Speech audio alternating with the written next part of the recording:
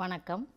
செம்மொழி தமிழாய்வு மத்திய நிறுவனம் செம்மொழி பல்லூடக மையத்தின் வாயிலாக கணபதி பற்றிய தொடர் உரையில் இன்று கணபதி பற்றிய கல்வெட்டுகள் தமிழகத்தில் எந்த காலகட்டத்தில் எல்லாம் வெளிவந்தன, கணபதி கல்வெட்டுகள் உள்ள திருத்தலங்கள் எவை, இதை பற்றி பார்க்க இருக்கின்றோம்.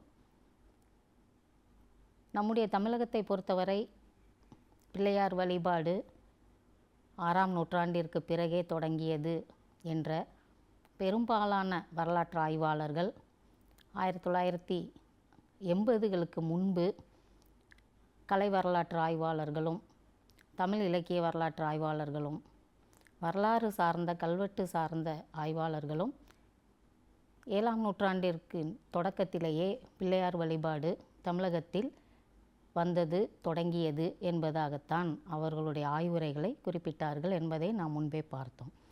ஆனால் நமக்கு கிடைத்த ஒரு முக்கியமான வரலாற்றை புரட்டி போட்ட ஒரு கல்வெட்டு, அந்த கல்வெட்டு திண்டிவனம் அருகே ஆலகிராமம் என்ற ஊரில் யமதண்டீஸ்வரர் கோயிலில் கிடைத்த ஒரு கல்வெட்டு. அந்த கல்வெட்டு பிள்ளையார் சிற்பத்தின் கீழே 3 வரிகளில் உள்ள ஒரு தமிழி கல்வெட்டு, பண்டைய தமிழ் எழுத்து, அதாவது அதனை தமிழ் பிராமி கல்வெட்டு என்று குறிப்பிடுவார்கள்.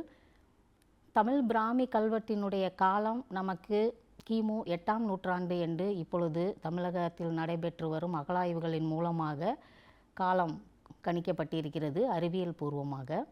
அந்த வகையில் கிமு 8ஆம் நூற்றாண்டிலேயே எழுத்துக்களை பெற்றிருந்த தமிழ் சமூகத்தில் ஒரு தொடர்ச்சியான இலக்கண ரீதியான இலக்கியங்கள் தோன்றியது நாம் சங்ககாலம் என்று குறிப்பிடுகின்றோம். அந்த காலகட்டத்தில் கிடைத்த நமக்கு கல்வெட்டுகள் சங்ககால நடுகற்கள் என்று நமக்கு கிடைத்துள்ளன. அதனைத் தொடர்ந்து சங்கம் மருவிய காலம் என்று சொல்லக்கூடிய ஒரு 250 ஆண்டுகள் கிபி 3ஆம் நூற்றாண்டிற்கு பின்னதாகவும் கிபி 6ஆம் நூற்றாண்டிற்கு முன்னதாகவுமான ஒரு 200 ஆண்டு காலம் என்பது கலப்பிரர் காலமாக கருதப்பட்டு வருகிறது. அந்த காலகட்டத்தில் இந்த தமிழ் எழுத்து, பண்டைய தமிழ் எழுத்துக்கள் கொஞ்சம் கொஞ்சமாக வட்டெழுத்தாக மாறிக்கொண்டிருந்தது. இந்த வட்டெழுத்துக்களின் தொடக்கம் ஒரு டிரான்சிஷனல் பீரியட் என்று அதனை ஆங்கிலத்தில் கூறுவார்கள். தமிழ் எழுத்திலிருந்து வட்டெழுத்தாக மாறிக்கொண்டிருக்கின்ற காலம். எனவே அந்த காலகட்டத்தில், அதாவது கிபி 4ஆம் 5ஆம் நூற்றாண்டுகளில் கிபி 6ஆம் நூற்றாண்டின் முற்பகுதியில் கிடைத்த கல்வெட்டுகளை எல்லாம் வட்டெழுத்தினுடைய தொடக்க கால கல்வெட்டுகளாக குறிப்பிடுவது வழக்கம். அந்த வகையில் இந்த ஆலகிராமம் யமதண்டீஸ்வரர் கோயிலில் உள்ள அந்த பிள்ளையார் சிற்பத்தில் கீழே 3 வரியில் இருந்த இந்த கல்வெட்டு இம்மாதிரியாக வட்டெழுத்தின் தொடக்க கால நிலையில் இருக்கின்ற கல்வெட்டாக, அதாவது தமிழ் பிராமி கல்வெட்டினுடைய ஒரு நீட்சி கல்வெட்டாக பார்க்கின்றோம். அந்த கல்வெட்டு ஒரு மிக மிக முக்கியமான கல்வெட்டாக நாம் இந்த கணபதியினுடைய வழிபாடு தமிழகத்தில் நிலை பெற்றிருந்த காலத்தை குறிப்பிடும் வகையில் இந்த கல்வெட்டு ஒரு முக்கியத்துவம் பெறுகிறது, ஒரு முதன்மை சான்றாக அது விளங்குகிறது. அந்த கல்வெட்டு 3 வரிகளில் பிறமிறை பன்னூறு சேவிக மகன் கிளார்கோன் கொடுவித்து என்று 3 வரிகளில் அந்த கல்வெட்டு நமக்கு செய்தியை தருகிறது. அதாவது ஒரு சேவகன், பன்னூர சேவகன் என்பவருடைய மகனான கிளார்கோன் இந்த பிள்ளையார் சிற்பத்தை இந்த பலகைக்கல்லில் செதுக்குவித்தார், அதாவது கொட்டுவித்தார் என்ற செய்தியைத்தான் அந்த தமிழ் பிராமி கல்வெட்டு நமக்கு செய்தியை தருகிறது. இந்த வகையில் இந்த கல்வெட்டு இருக்கின்ற அந்த பிள்ளையார் உருவம் பொறித்த அந்த சிற்பத்தை நாம் பார்த்தோம் என்றால், அந்த சிற்பத்தினுடைய அளவுமாகட்டும், அது ஒரு புடைப்பு சிற்பம், அந்த பலகைக்கல்லில் செதுக்கப்பட்ட ஒரு புடைப்பு சிற்பம். மிகவும் எளிமையான நிலையில் பிள்ளையார் அமர்ந்த கோலத்தில் இருக்கிறார். மிக மிக தொன்மையான நம்முடைய தமிழகத்தில் கிடைத்த, அதாவது நாம் ஏற்கனவே பிள்ளையார்பட்டி விநாயகரை காலத்தால் முந்தைய விநாயகர் என்று இதுவரை அறிஞர்கள் இந்த கல்வெட்டு கண்டுபிடிக்கும் வரை அறிஞர்கள் கூறிக்கொண்டிருந்தனர். அதற்கும் முன்பாக இந்த ஆலகிராமம் பிள்ளையார் காலத்தால் முந்தையதாக கருதப்படுகிறது. இதில் ஒரு மற்றொரு சிறப்பு என்னவென்றால், அந்த கல்லானது ஒரு குத்துக்கல், அதாவது செயற்கரிய செய்தவர்களுக்கு எடுப்பிக்கப்பட்ட ஒரு வீரக்கல். அந்த வீரக்கல்லினுடைய மேற்பாகத்தில் இந்த விநாயகர் சிற்பம் செதுக்கப்பட்டுள்ளது என்பதாக நாம் அந்த கல்லை பார்க்கும் பொழுது நமக்கு தெரிகிறது. பொதுவாக நம்முடைய கிராமங்களிலெல்லாம் செயற்கரிய செய்த மழவர்களுக்கும் கரந்தை வீரர்களுக்கும் வெற்றி வீரர்களுக்கும் நடுகள் எடுப்பிக்கப்பட்டு அதனை குலதெய்வமாகவும் வீரக்கடவுளாகவும் எல்லைக்கடவுளாகவும் வழிபட்டு வருவது வழக்கம். அந்த வகையில் அப்படிப்பட்ட ஒரு குத்துக்கள், ஒரு வீரக்கல், ஒரு நடுகளில்தான் பிற்காலத்தில், அதாவது கிபி 4ஆம் நூற்றாண்டு வாக்கில் இந்த கிழார் மகன் அந்த பிள்ளையார் உருவத்தை செதுக்கி அதன் கீழே இந்த தமிழ் பிராமி கல்வெட்டை வெட்டுவித்துள்ளார் என்பது நமக்கு புரிகிறது. அப்படியென்றால் நம்முடைய காலத்தால் முந்தைய விநாயகர் சிற்பமாக நாம் இந்த ஆலகிராமம் பிள்ளையாரை பார்க்க முடிகிறது. அதன் பின்பாக நமக்கு மற்றும் ஒரு கல்வெட்டு, பிள்ளையாரை பற்றிய கல்வெட்டு நமக்கு பிள்ளையார்பட்டியில் கிடைக்கின்ற அந்த குடைவரை கோயில் கல்வெட்டு தான். அது எக்காட்டூர் கோன் பெருந்தச்சன் என்ற ஒரு தமிழ் பிராமி கல்வெட்டு. இதுவும் அதே வகையில் ஒரு வட்டெழுத்தினுடைய ஒரு தொடக்க காலத்தினுடைய கல்வெட்டாக அது இருக்கின்றது. இதனையும் அறிஞர்கள் கிபி 4 அல்லது 5ஆம் நூற்றாண்டாக அதனை கணிக்கின்றனர். அந்த கல்வெட்டினுடைய காலத்தை 4 அல்லது 5ஆம் நூற்றாண்டு என்று கணிப்பதற்கு காரணம், அந்த கல்வெட்டில் எக்காட்டூர் என்ற இடத்தில் ஏ என்ற அந்த உயிரெழுத்திற்கு நடுவில் புள்ளி வைத்துள்ளார்கள். அது ஒரு தொல்காப்பிய மரபின் வழியே, அந்த தொல்காப்பிய இலக்கணத்தின் வாயிலாக அந்த கல்வெட்டு விளங்குகிறது. அதாவது குறில் எழுத்துக்களை குறிக்கும் பொழுது அதற்கு புள்ளி இடுதல் என்ற ஒரு மரபு, அதுபோக மெய்யெழுத்தை குறிப்பிடும் பொழுதும் புள்ளி இடுதல் என்ற மரபில் தொல்காப்பிய இலக்கணம் சொல்லிய அதே இலக்கண மரபின்படி இந்த கல்வெட்டு புள்ளி வைத்து எழுதப்பட்டுள்ளது. எனவே இந்த கல்வெட்டு கிபி 4ஆம் நூற்றாண்டு அல்லது 5ஆம் நூற்றாண்டாக கருதப்படுகிறது. இந்த எக்காட்டூர் கோன் பெருந்தச்சன் தான் இந்த பிள்ளையார்பட்டி குடைவரையை செய்வித்தான் என்பதும், அந்த பெருந்தச்சன் அவனுடைய பெயரை அந்த கல்வெட்டில் பொறித்து வைத்தான் என்பதும் இந்த கல்வெட்டு நமக்கு தருகின்ற செய்தி. அப்படியானால் இந்த கல்வெட்டினுடைய காலம்தான் அந்த குடைவரையை வெட்டுவித்த காலமும் ஆகும். அப்படியானால் பிள்ளையார்பட்டியில் உள்ள அந்த குடைவரையின் பக்கவாட்டில் செதுக்கப்பட்டுள்ள புடைப்பு சிற்பமாக இருக்கின்ற அந்த விநாயகரின் சிற்பமும் கிபி 4 அல்லது 5ஆம் நூற்றாண்டு என்பதாக நாம் கருதலாம். இருப்பினும் இந்த எக்காட்டூர் கோன் பெருந்தச்சன் என்ற இந்த கல்வெட்டினுடைய எழுத்து அமைதியை பார்க்கும் பொழுது ஆலகிராமம் பிள்ளையார் சிற்பத்தின் அடியில் உள்ள அந்த 3 வரி கல்வெட்டு காலத்தால் முந்தையதாக கல்வெட்டு ஆய்வாளர்களால், அறிஞர்களால் அது காலம் கணிக்கப்படுகிறது. எனவே இந்த 2 காலத்தால் முந்தைய விநாயகர் சிற்பமும் 4, 5ஆம் நூற்றாண்டுக்குரியதாக தமிழகத்தில் வழிபாட்டில் இருந்து வந்திருக்கிறது என்பதை நாம் அறிய முடிகிறது. மற்றொன்று, இந்த பொதுவாக பிள்ளையாரினுடைய வழிபாடு என்பது நமக்கு இவ்வாறு சிற்ப ரீதியாக தொடங்குவதற்கு முன்பாகவே ஒரு நாட்டார் மரபு தொடர்ச்சியாக இருந்து வந்து கொண்டிருக்கிறது. அதனுடைய அந்த பொது பெயர்தான் பிள்ளையார் என்பதாக நாம் சொல்லுகின்றோம். அதாவது ஒன்றை உருவாக்குதல், ஒரு பேரு, அதாவது மகப்பேறு என்று சொல்லுவோம். என்றால் மகவுக்கு மட்டும்தான், பிள்ளைக்கு மட்டும்தான், பிள்ளை செல்வத்தை பெறுவது மட்டும்தான் பேறு என்பதாகவும், அது எல்லா உயிரினங்களுக்கும், தாவரமாகட்டும், விலங்காகட்டும், மனிதர்களாகட்டும், எந்த பறவை, எந்த ஒரு உயிரினமாகட்டும், அந்த மகவு என்பது தான் பேறு, அந்த மகவு என்பது தான் பிள்ளை.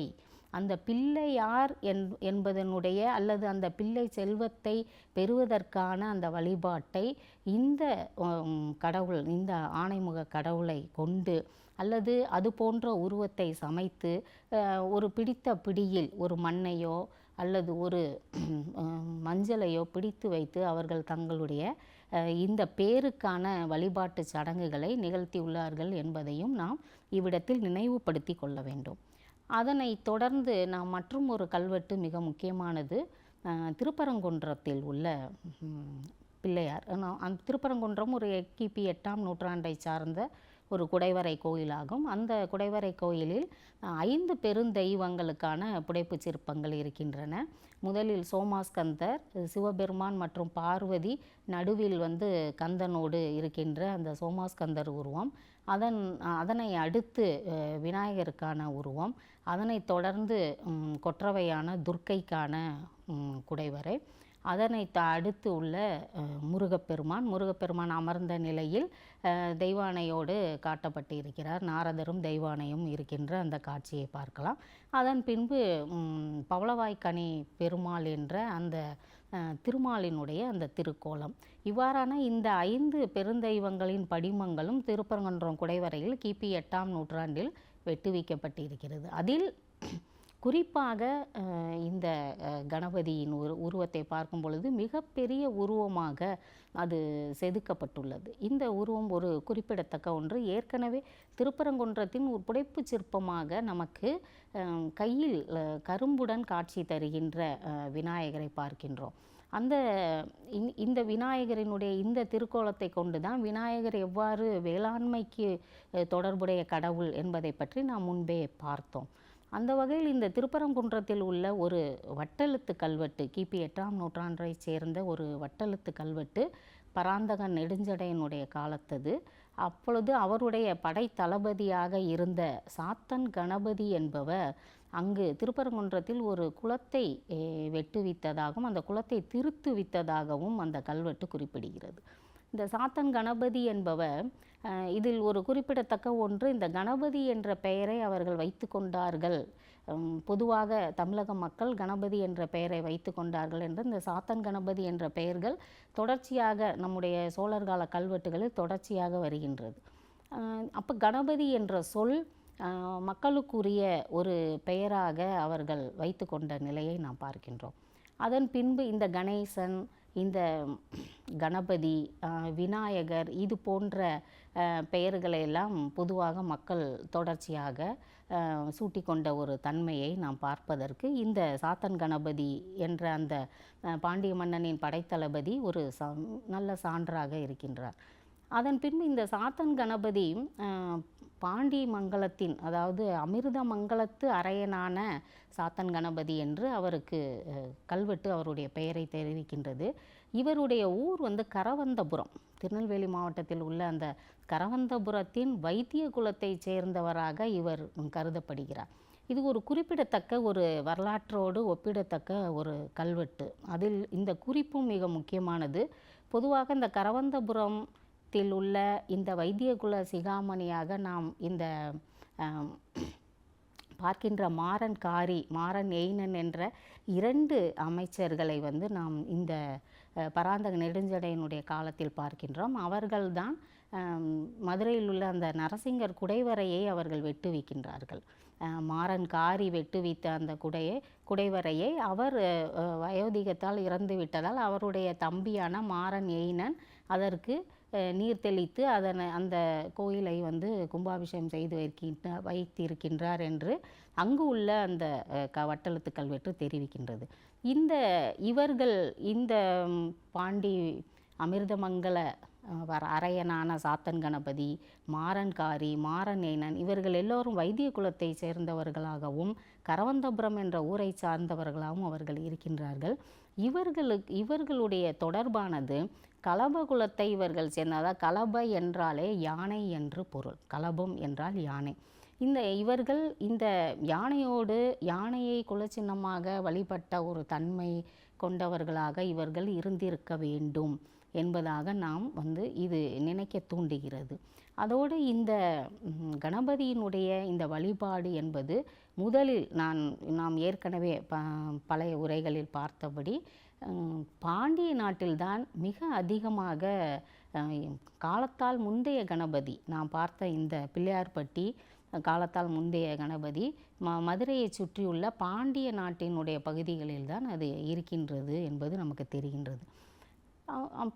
பாண்டிய மண்டலத்திற்கும் பாண்டிய நாட்டு மக்களுக்கும் அங்கு உள்ள அந்த குலத்தவர்களுக்கும் இந்த யானை வழிபாட்டிற்குமான ஒரு தொடர்பு கண்டிப்பாக இருந்திருக்க வேண்டும். ஏனென்றால் பாண்டிய நாட்டு குடைவரைகளில் தொடர்ச்சியாக அந்த 2 கைகள் உள்ள ஒரு காலத்தால் முந்தைய படிம கலையை கொண்ட விநாயகர் சிற்பம் தொடர்ச்சியாக இருந்திருக்கிறது என்பதையும் அது வழிபாட்டில் இருந்திருக்கிறது என்பதையும் நாம் பார்த்து வருகின்றோம்.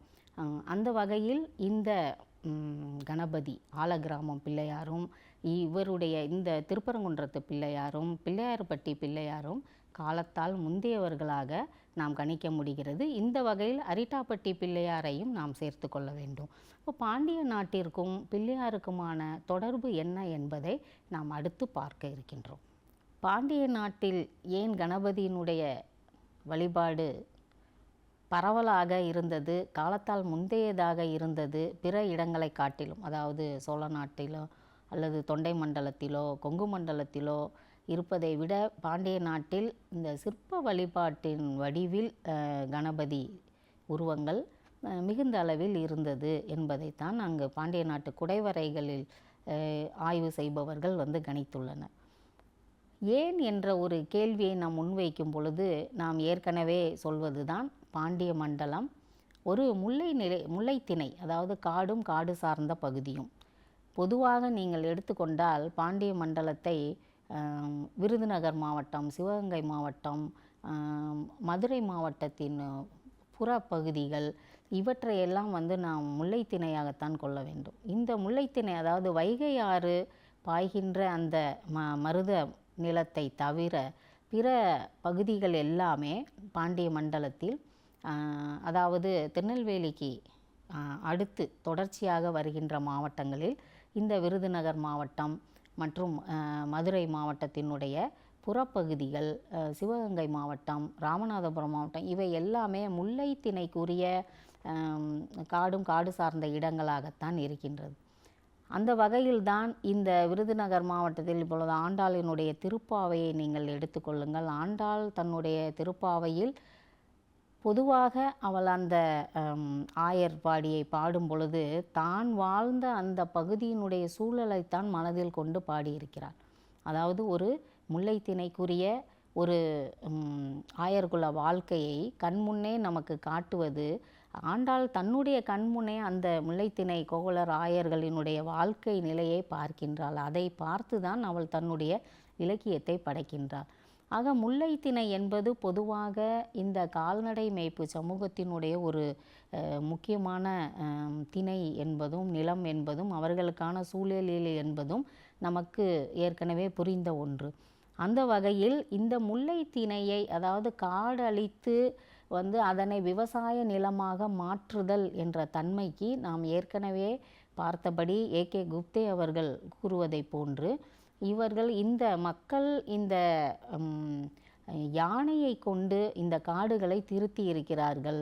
அதனால்தான் மாடு கட்டி போரடித்தால் மாளாது என்று சொல்லி ஆணை கட்டி போரடித்த அழகான தென்மதுரை என்ற ஒரு பழமொழி அல்லது ஒரு சொலவடை மதுரை மாவட்டங்களில் சுற்றியுள்ள பகுதிகளிலும் மிக அருமையாக மதுரையினுடைய அந்த வளமையை குறிப்பிடும் பொழுது இதனையெல்லாம் குறிப்பிடுவது வழக்கம். அந்த வகையில் இந்த யானை என்பது அவர்களுக்கு இந்த காடு திருத்தி அவர்களை ஒரு மருதத்திணை நிலமாக மாற்றுவதற்கு, பாண்டியர்களினுடைய அந்த தலைநகரம் ஒரு முக்கியமான வணிக நகரமாக மாறுவதற்கு, இவை எல்லாவற்றிற்கும் ஒரு தொடர்பு நிலையில் இந்த யானை கடவுள் இருந்திருக்க வேண்டும். அந்த யானை இருந்திருக்க வேண்டும். அந்த யானையவே அவர்கள் வழிபட்டிருக்க வேண்டும். ஏன்னா எது தங்களுடைய தொழிலில், பண்பாட்டில், அன்றாட வாழ்வியலில் எந்த உயிரினங்கள்லாம் உதவுகின்றனவோ அதுவே அவர்களுடைய வழிபாட்டு கடவுளாக மக்கள் ஏற்றுக்கொண்ட தன்மை தான் நாம் பழங்குடி சமூகத்தில் பார்க்கின்றோம். அந்த வகையில் பாண்டியர்களுக்கு யானை என்பது மிக முக்கியமான ஒரு உயர்ந்த குலச்சின்ன கடவுளாக இருந்திருக்கிறது என்பதை நாம் அறிந்து கொள்ள வேண்டும். பொதுவாக பாண்டியர்களுக்கு குலச்சின்னமாக மீன், இரட்டை மீன், இரட்டை கயல் என்று கூறுவார்கள். அதனை கூறுவது உண்டு. அதையே அவர்கள் தங்களுடைய சின்னமாகவும் தங்களுடைய செப்பேடுகளிலும் பொறித்துள்ளார்கள். 2 கயல் மீன்களுக்கு நடுவே ஒரு செண்டு இருக்கின்ற ஒரு தன்மையை தான் நம்ம அந்த செப்பேடுகளில் அவர்களுடைய அந்த குல சின்னமாக, அந்த அரசு சின்னமாக பல கல்வெட்டுகளிலும் பல கோயில்களினுடைய சுவர்களிலும் சிற்பங்களாக அதை செதுக்கி வைத்துள்ளனர். ஆனால் காசுகளில் அவர்கள் பெரும்பாலும் இந்த யானைகளையே பாண்டிய மன்னர்கள், சங்ககால பாண்டியர்களுடைய காசுகளிலாகட்டும் இந்த யானையை தான் அவர்கள் பொறித்து வைத்திருக்கின்றனர். யானை என்பது சேரர்களுக்கு மட்டுமல்ல, பாண்டியர்களுக்கும் பொதுவாக எல்லா விதமான மக்களுக்கும் எல்லா விதமான சமூகத்தினருக்கும் யானை ஒரு மங்களமான ஒன்றாக நாம் ஏற்கனவே குறிப்பிட்டோம்.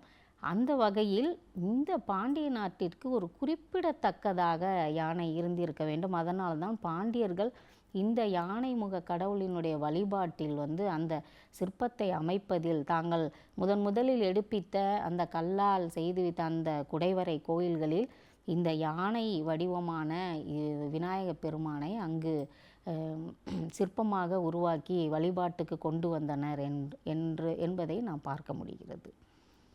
இதுதான் யானை சிற்பத்திற்கான யானை சிற்பத்தை அடுத்து அவருடைய பெயரை குறிப்பிடக்கூடிய கல்வெட்டுகள் தொடர்ச்சியாக வரக்கூடிய ஒரு நிலையினுடைய தொடக்கம் என்று நாம் புரிந்து கொள்ள வேண்டும். வணக்கம்.